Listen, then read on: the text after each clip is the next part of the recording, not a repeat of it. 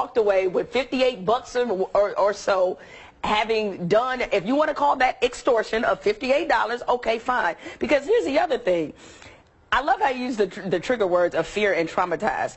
Because if I recall from that video, it's Ryan Lochte, the one that's mouthing off to them with the guns. So obviously he really wasn't that afraid. All right. And on top of that, we don't even know if he was robbed, because does he remember the original story was $400 supposedly that he had to come up off of? What happened to that $400? What happened to your wallet being taken? So obviously there were a lot of little details that you managed to plant inside this original story, because I go back to the interview he did with Billy Bush, where he made it sound like this was a scene from an action movie. Like he was like, yes. What? Right. I'm ready to die. Right, I'm exactly. prepared to die. And I'm like, what? You the gangster swimmer now? Like, what? Why was all that even necessary? That's what I did not get out of the Lauer interview. I still did not get that from him. Why did you lie in the first place? Why did you embellish? Because nobody why did you take it to that level? This story. Nobody needed to know this information. And his explanation was, I was immature. Dude, you're 32 years old. Yeah, that's not going to fly. And so if you need to go to your room, then maybe you should go to your room for 2020.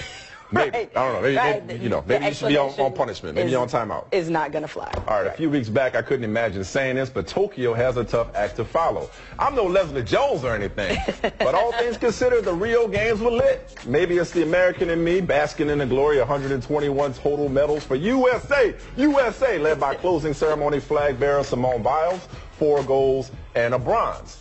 Now, look at that. 51 more than China. We did work.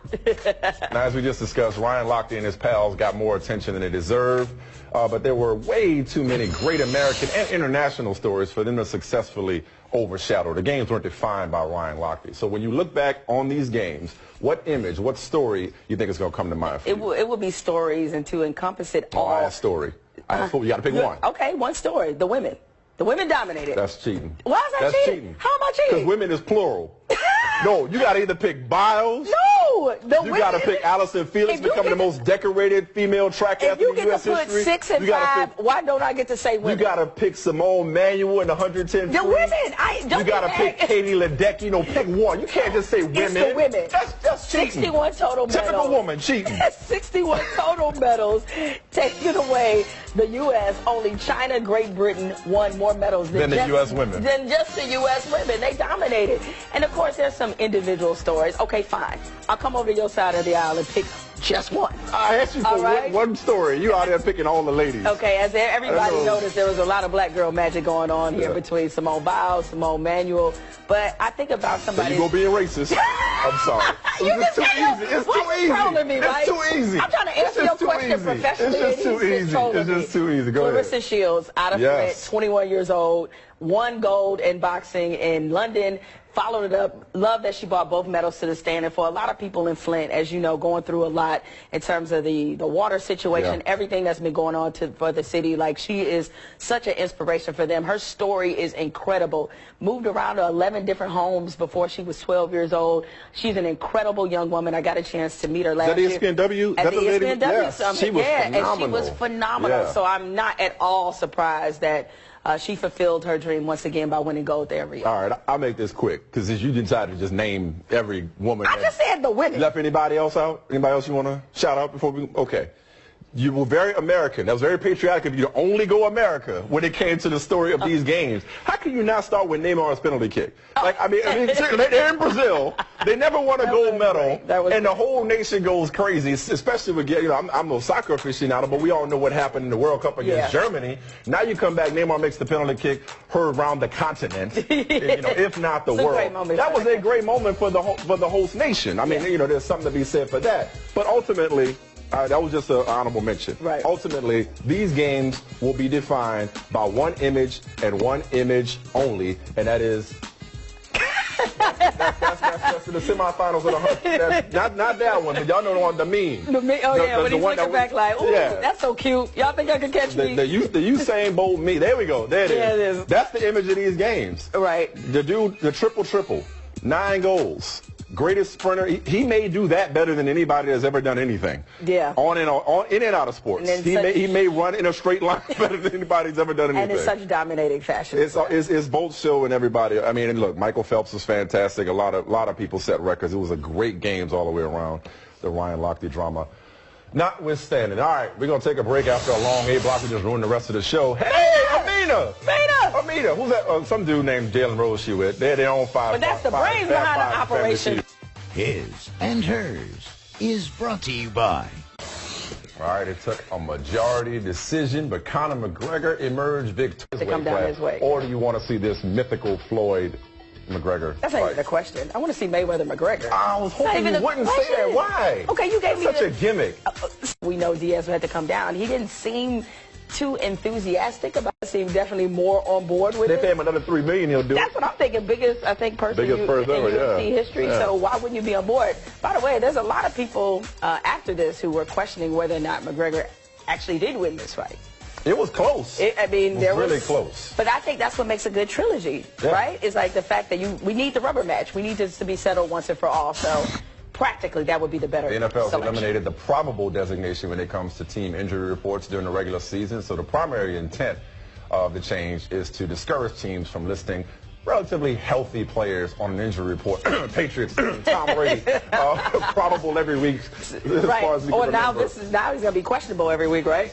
Probably not. Okay. No pun intended. But a lot of fantasy people are worried about this. I'm not. They've been losing their minds about it. If they're active, you got to pay attention 90 minutes before. It's going to only bother the people who don't set their lineups on Sunday morning. That's the only people that it would be a problem for. Do not look at me. Watch fantasy football now. We'll keep you updated. No, I think that they're concerned because they feel like this isn't going to prevent people from kind of hiding injuries or using the injury tool to make other teams guess that instead of listing them as probable, they're just going to list them as questionable now. Yeah, but 95% of the probable people played. If they list them as questionable and they played, then they'll have to do an examination. Even with the season right around the corner, shout out to the LSU football team taking the time to help out those affected by the recent flooding in Baton Rouge in Louisiana. Even Alabama head coach Avery Johnson, our former colleague, our boy, Louisiana's own, New Orleans' own, he pitched in by sending an 18-wheeler filled with supplies. So bravo to LSU.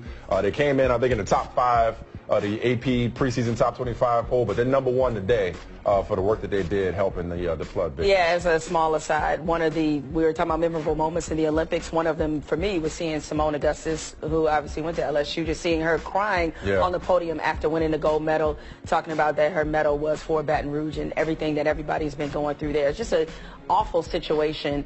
Our boy, Wendell Pierce, I mean, Wendell Pierce lost his home. And he already suffered a lot during Katrina, a lot of losses Ryan there. Clark lost a neighbor. I know Ryan's leading the way down there, as is Marcus Spears, our colleague as well, another LSU guy. LSU, we've talked before about what LSU means to that community. So anything that they can do, but especially reaching out and touching, the victims of this tragedy, of this natural disaster, is certainly welcome. So again, bravo for LSU, realizing what's important. We're talking about a lot of trivial things. This needs to remain top of mind when it comes to what the people of Louisiana are dealing with. All right, well, coming up, why did the NFL only suspend Josh Brown for 1 game despite allegations of over 20 domestic violence incidents with his ex-wife? We'll discuss.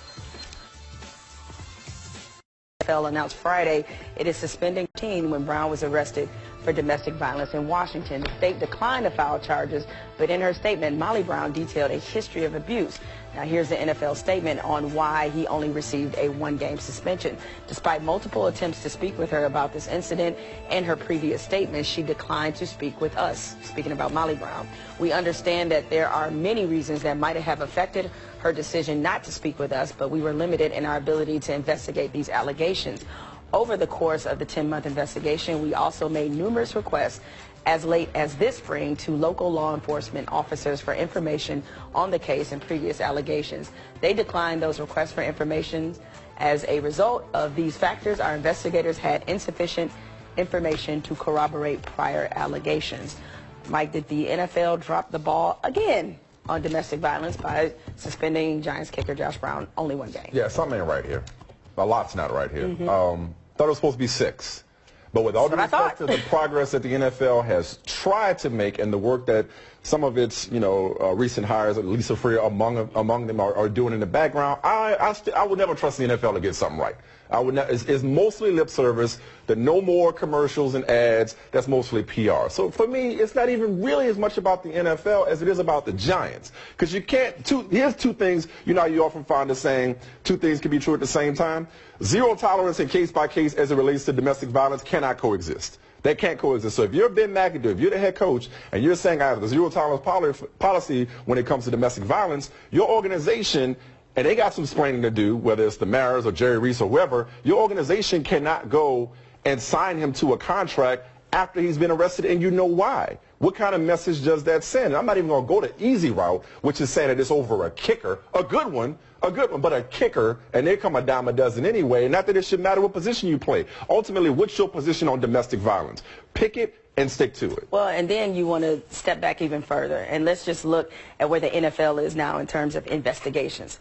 So we just saw them boss up on James Harrison and a bunch of other players over HGH. They're about to hit him with 4 off the top. 4 off the top. Article 46. Domestic violence policy, right? Is that the priority list? Precisely. You on it? So, and then looking at the fact that you have a face of the league, Tom Brady is going to serve a 4-game suspension this season over footballs.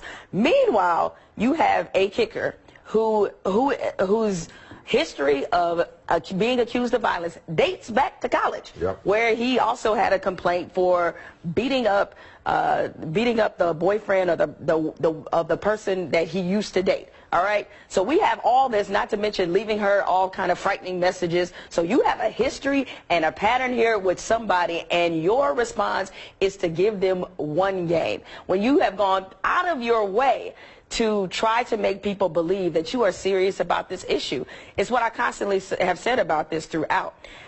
I can, on some level, deal with the fact that they don't care about it, but stop trying to sell me the dream, because I know you really don't care about it. I know at the end of the day, all it comes down to is availability and can you help my team. And that's and the Giants, of all organizations, considering their ownership, the principles they have led us to believe that they stand by, and clearly they don't. And like you said, even though the position doesn't matter, I think it is sort of insulting that I'm not saying it would be excusable no matter what, right? Yeah, I'm with you. But this is somebody where you could pick one of these dudes up off the waiver wire. But isn't that the reason why Ray Rice doesn't have a job? Like, Ray Rice has already paid the price and then some, but he's a running back who's getting older. He was supposedly in decline, which is why nobody will touch him with a 10-foot pole, correct? Yeah. Isn't that the rhetoric that's being spewed? Look, I mean, they were going to go to the mattresses on the word of a witness who has recanted in an Al Jazeera documentary, and that was sufficient enough evidence for them to call them, those players, Peppers, Harrison, Neal, and who am I missing? Clay Matthews. Call them in and say, if you don't cooperate with this investigation, you're sitting for 4. But now, on that little to no evidence, now they come back with Josh Brown and say, we ain't have enough evidence because she wouldn't cooperate. Well, which is it? If your policy says 6, then it's 6. And where do mitigating and aggravating factors, circumstances, where do they begin and end? I mean, this whole thing, it just reeks of inconsistency and hypocrisy. And I've always been hesitant to compare, a weed suspension, or a personal conduct, or a policy, substance abuse policy violation, or a PED violation with domestic violence. I get that it's tricky, and I get that there's no perfect way to do it. But 6 to 1 is a mighty big difference. If it was 4 games, then you could say, okay, well, Or I'll even give them 3 games, but 1? But 1. I mean, if there was video or pictures, God forbid, where would we be with this? Do we have to get back to that conversation? Do they need video or pictures? It seems like we do. And look, I thought the whole point by them sort of opening and expanding their process and determining how to deal with domestic violence was understanding that it is tricky, that it is messy, that you will get women who have been victimized that will not want to cooperate for fear of their own safety and lives and the lives of their children. But as we learn, and you know more than anybody from Janae Rice, them cooperating is not always the best look either. Always the best what you gonna do? Call his ex-wife in front of the commissioner? Have the same thing? Exactly. So they have they learned their lessons. They have handled this about as poorly as you possibly can, and I don't blame people for calling them out, especially when you see how they can conveniently spend millions of dollars for investigations that only amount to trying to get to some level of believing that the NFL is actually trying to operate in the best interest of the game. Can't buy it worth anything. You could assault a woman, but do not disobey the commissioner.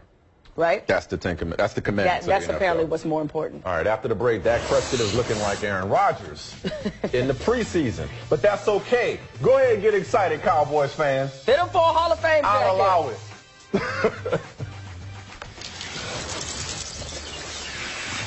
Remember when Dak Prescott was the consolation prize, pretty much sloppy seconds for a Cowboy?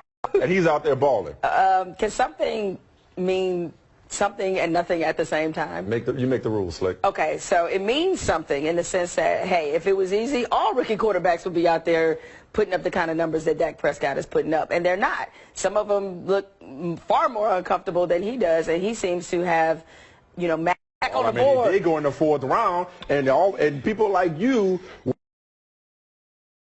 when they didn't get him, they were like, see you. Is to please resist the urge to do.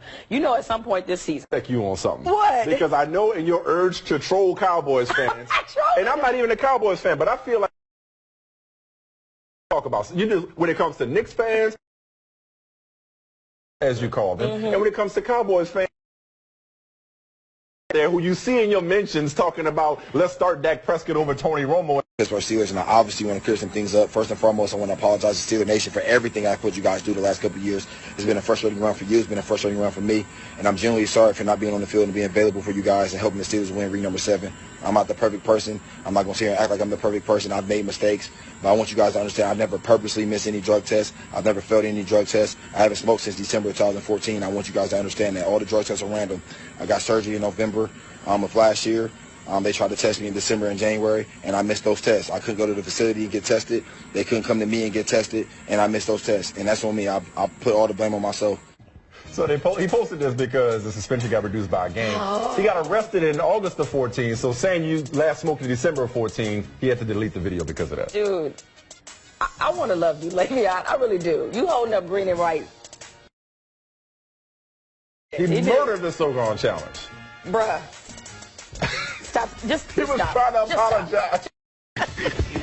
Rest in peace, Birdie. We don't allow you on this show.